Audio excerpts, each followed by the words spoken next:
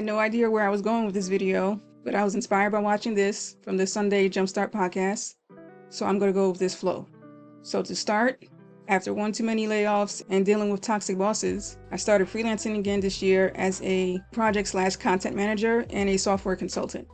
But there's one thing I miss about having a 9-to-5, and that's the structure.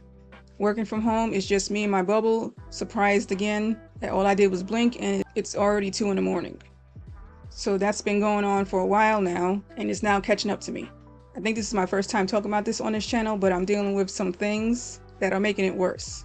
There's anxiety, depression, endometriosis, on top of caring for an aging parent, and now perimenopause decided to join the group chat. So it's time for me to hit reset and build a daily routine so I can get back on track. So today I'm sharing my own micro habits, but before I get to that, there's a playlist for you here. This playlist and everything mentioned in the video will be in the description below. So there are some usual suspects, but now I have a new routine that works based on my energy level. I started this routine, the Honeyman Method, earlier this year with cycle syncing, but then Big Perry decided to come early.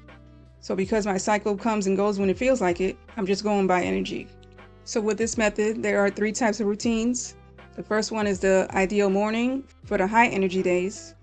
This is the I can do everything on my to-do list plus something extra, and this happens a few times a month if I'm lucky. Next is the most likely, the average day. This is usually most of the month for me. And the last one is the minimum, so the low energy days. And because I've been slacking, I've had more minimum days than usual, where getting out of bed is a struggle. So to get back to the micro habits, here's a list of things I'm including with this method. So the first hour is savers. So silence, affirmations, visualization, exercise, reading, and scribing. So for the silence, affirmation, and visualization, I have the vision card that takes care of these first 3. I got this idea from Alicia. These are like vision boards, but on index cards. So I have quotes, lyrics, strength-based affirmations, and the last card is a visualization card. For exercise, I do stretching, and then on my good days, I have my kettlebells, which is right next to my water and my supplements. For reading, I do the Daily Stoic. I had the ebook first, but bought the hardcover so I don't touch my phone or the tablet the first thing in the morning.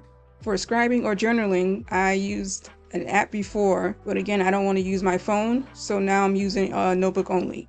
For the breakfast, this depends on my energy. So if I want something quick, it's either a bagel or I'll have avocado toast or whatever big breakfast idea I have that morning, and decaf teas or coffee. I didn't realize how much caffeine was making things worse with the anxiety and the chronic pain, so I stopped drinking it and I feel a lot better now. So for music, I have a 4-hour playlist on Spotify called Lifts. And it's like a mix of R&B, reggae, gospel, hip-hop, house, just to lift my spirits. For work hours, I start in the afternoon and work on the most important things first. And I prep that the night before. I have at most 3 things on my list that I write down in my Panda planner. And I set up the timers. Depending on the project, I do 3 50 minutes of work and with 10-minute breaks, or 2 90 minutes of work with 30-minute breaks. And then I eat during those breaks. I also had to set the alarm on my laptop to log off by 11:30. For my night routine, I try to be in bed by 12. I use being a night owl as an excuse to be up at 3 a.m., but now my body can't take that anymore, so everything is off by 1, and gradually change that to midnight in the future.